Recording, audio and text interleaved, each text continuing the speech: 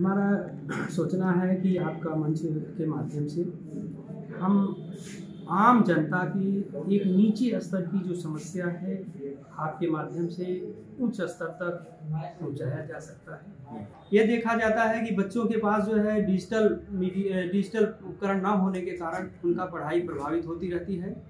तो सबसे पहले तो ये देखना है कि हमारे सारे स्कूल डिजिटली जो है रिच होने चाहिए, जिसके आधार से जिसके कारण जो है हमारे बच्चों का जो है पढ़ाई पर प्रभाव न पड़ने पाए।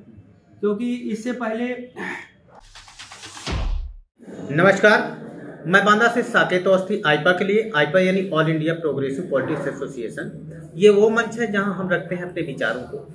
राजनीति प्रोग्रेसिव कैसे हो, एजुकेशन प्रोग्रेसिव कैसे हो, इन्हीं सब मुद्दों पर हम अपने मंच के माध्यम से शासन प्रशासन तथा सरकारों तक बात पहुंचाने का काम करते हैं। इसी क्रम पे हमारे बांदा जनपद के DIOS जिला विद्यालय निरीक्षक महोदय हैं, जिनका नाम विनोद जी है। विनोद जी से हम शिक्षा के स्तर को लेकर के कुछ बिंदुओं पर वार्ता करेंगे।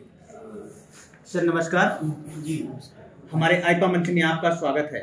ये सर हमारा वो मंच है जो कि आम जनमानस की समस्या तथा खासकर शिक्षा प्रोग्रेस कैसे करे, शिक्षा का प्रोग्रेसिव कैसे हो, इन्हीं मुद्दों पर जो है वार्ता करने के लिए हम आप तक पहुंचे ही हमारा अभियान चलाया जा रहा है। जी सर प्रथम मेरा आपसे क्वेश्चन ये रहेगा, वर्तमान जो शिक्षा प्रणाली चल रही है उसको और प्रोग्रेस बेहतर करने के लिए क्या क्या उपाय होने चाहिए और बच्चे को कौन सी ऐसी शिक्षा देनी चाहिए जिससे उसका भविष्य निर्धारण और व्यवसायिक स्तर के लिए तैयार हो।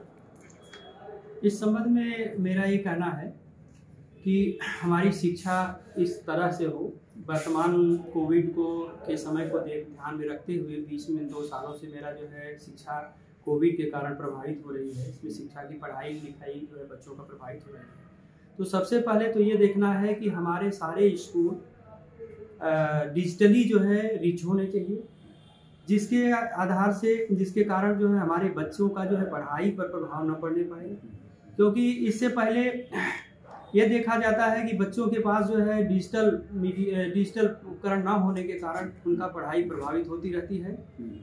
तो सबसे पहले हमारे विद्यालयों को इस तरह से बनाया जाए कि हर विद्यालय में कम से कम डिजिटली जो है एक ऐसा बनाया जाए, कॉम्प्लेक्स बनाया जाए जिसमें वीडियो बन सके, बच्चों को जो है वहाँ से कनेक्ट किया जा सके और कनेक्ट करके उनको लगातार पढ़ाई का कार्यक्रम बनाए रखें, जिससे उनके पढ़ाई में किसी तरह का व्यवधान है। दूसरी चीज़ ये मेरा कहना है कि यदि बच्चा आज के ज़माने को देखते हुए जैसे प्रोग्रेसिव इंडिया हमारी बन रही है, सब विकास हो रहा है हर तरह से, इस तरह को ध्यान में रखते हुए हमारे बच्चों को कम से कम रोजगार परक शिक्षा की बहुत जरूरी है। जी। और रोजगार परक शिक्षा के कहने का मतलब ये है कि इस तरह की शिक्षा का सिलेबस बनाया जाए, इस तरह का प्रशिक्षण किया जाए और बच्चों के शिक्षकों को भी जो है इस तरह का मानसिक रूप से तैयार किया जाए कि हमारे बच्चे भविष्य के वो होते हैं, निर्माता होते हैं हमारे देश के, और उसमें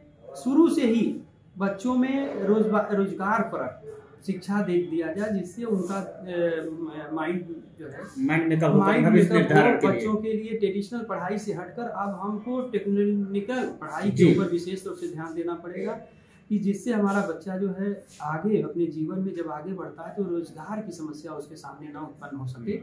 और अगर वो बात पहले की शिक्षा ये थी कि हमारी रोजगार परक शिक्षा ना होने के कारण बच्चे पढ़ाई कर बाहर निकलते थे, बेरोजगारी बढ़ती थी और बेरोजगारी बढ़ने से हमारे बच्चों के मन में कुंठा उत्पन्न होती थी। कुंठा के कारण जो है तमाम तरह की डिस्ट्रक्टिव थिंकिंग उनके दिमाग में आती थी और समाज को उस पर बहुत बुरा असर पड़ता था।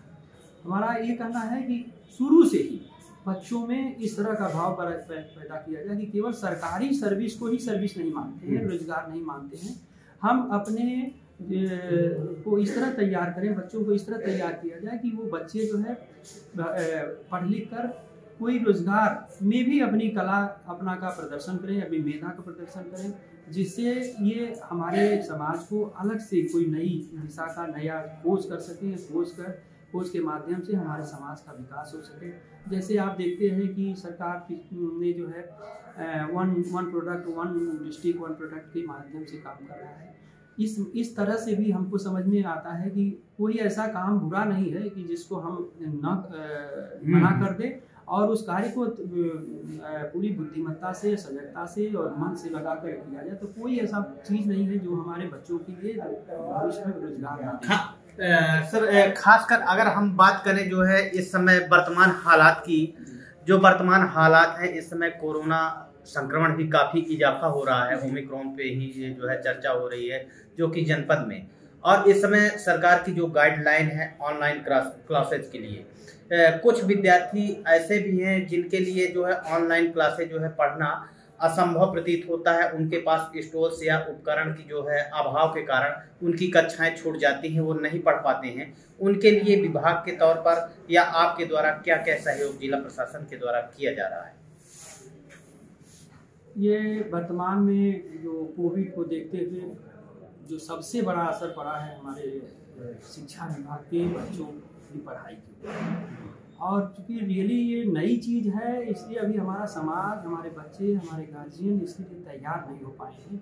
और चूँकि हमारे भारत का, हमारे गाँव का स्ट्रक्चर इस तरह है कि सबके पास डिजिटल एंड्रॉइड फ़ोन नहीं होने के कारण निश्चित रूप से ये प्रभावित हो रहा है। जी, समस्याएं आ रही हैं पठन पाठन की। जो गरीब बच्चे हैं, जो गांव देहात के बच्चे हैं, इंटरनेट की समस्या है, और उनके पास एंड्रॉइड फ़ोन ना होने के कारण ये भी समस्या है।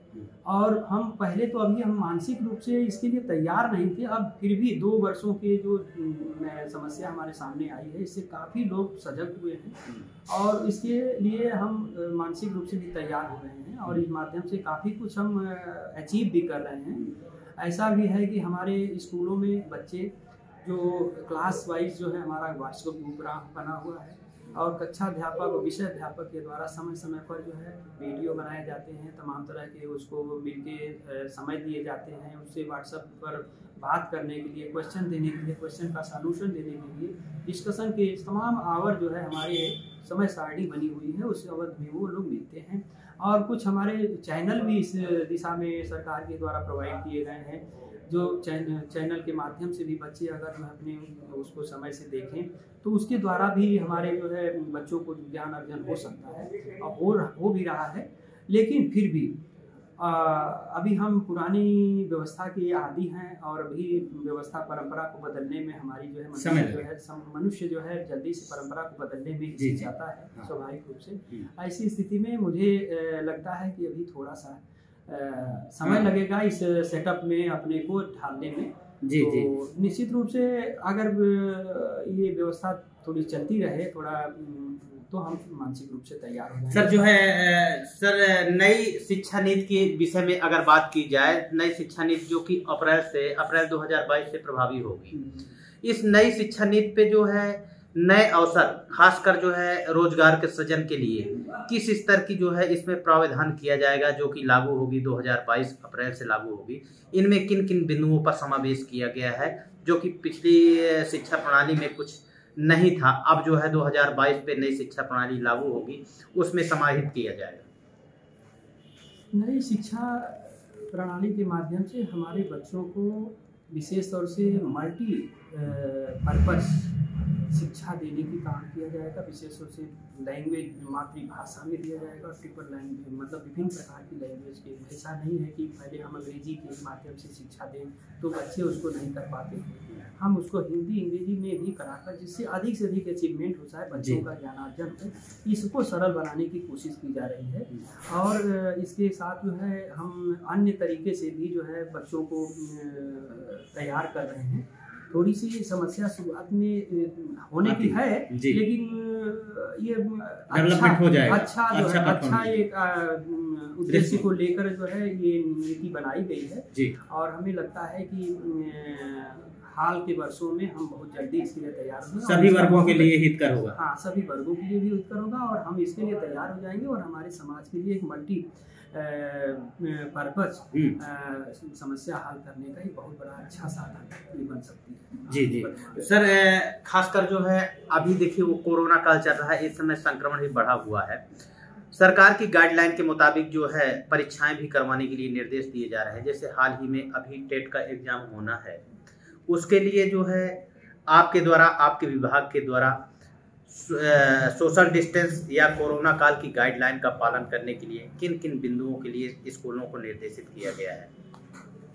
कोरोना के संक्रमण को देखते हुए हमारी वर्तमान टेट परीक्षा में पहले तो हर सेंटरों पर हमें निर्देशित किया गया है कि अतिरिक्त mask, sanitiser, thermal scanner, oximeter की व्यवस्था की जाए।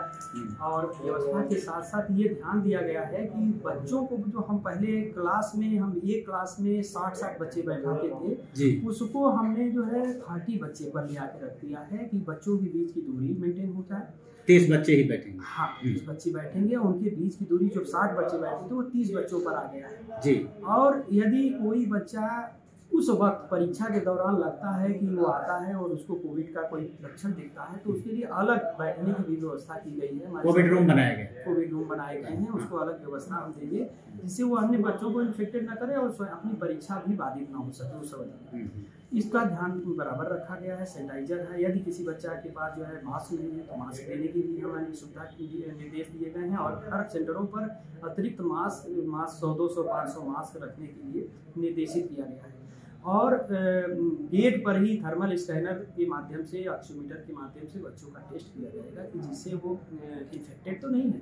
यदि ऐसा इन्फेक्टेड हैं तो उन बच्चों के लिए अतिरिक्त जो व्यवस्था मैंने बताया उस तरह से जो है गाइडलाइन के माध्यम से उनके लिए अतिरिक्त स्टाफ की भी व्यवस्था की जाएगी। इसमें हमारे शिक्षक, हमारा स्टाफ भी प्रभावित हो रहा है, हमारे कक्ष निरीक्षक भी प्रभावित हो रहे हैं जी। और हमारे कई अभी तक तो मुझे कम से कम 7 लोग पर्यवेक्षक और स्टेटिक मिल के 7 लोग जो है अभी तक कोरोना पॉजिटिव का जो है हमारे पास सर्टिफिकेट दे चुके हैं। उनको मैं समय समय पर बदल रहा हूँ, किसी दूसरे को भी दे रहा हूँ।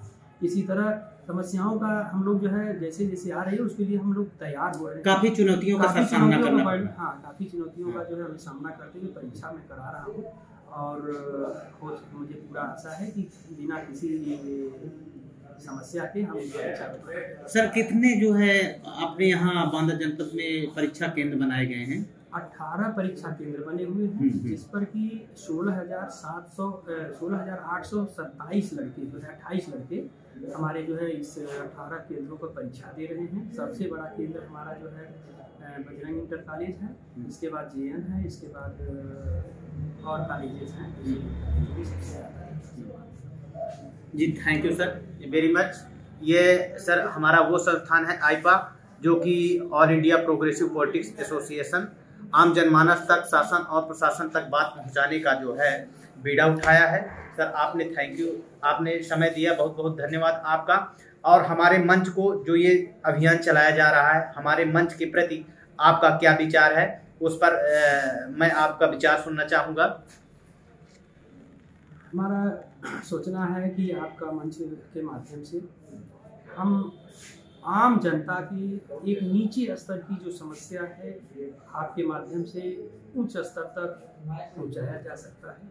जिस तरह से हम जनपद बांदा की जैसे पिछड़ा जिला के नाते हम आम जनता की बातें हम जो महसूस करते हैं वो चीज़ हम आपको बताएंगे और इस माध्यम से इस बात को ऊपर तक पहुंचाएंगे जिससे यहाँ की समस्याओं पर भी फोकस हो सके। Thank you sir, thank you very much. जैसे कि आपके ये बांदा जिला के जिला विद्यालय निरीक्षक थे विनोद जी, इनसे वार्ता हुई नई शिक्षा को लेकर के, पुरानी शिक्षा को लेकर के, खासकर बच्चे को किस प्रकार की शिक्षा दी जाए जिसमें रोजगार का सृजन उत्पन्न हो, भविष्य के लिए अपने दूरगामी परिणाम वो आए। और हाल ही में होने वाले टेट एग्जाम को लेकर के भी वार्ता की। इन्होंने बताया कोरोना गाइडलाइन का 100% पालन करते हुए उनका अनुपालन किया जाएगा और सभी केंद्रों पे कोरोना गाइडलाइन का पालन करते हुए एग्जाम को संपन्न करवाना इनकी सुनिश्चित है। और इन्होंने कहा कि बांदा में किसी भी प्रकार से ऐसी कोई अव्यवस्था नहीं है जिसमें कि एग्जाम में कोई दिक्कत आए। जो एग्जामिनेशन सेंटर बनाए गए हैं उनमें एक्स्ट्रा कोरोना एक वार्ड जो है बनाया गया है। अगर सपोज दैट किसी भी बच्चे को ऐसी स्थिति देखने में मिलती है तो उसको अलग एग्जाम के लिए बैठाला जाएगा। मैं बांदा से आईपा के लिए साकेत दोस्त।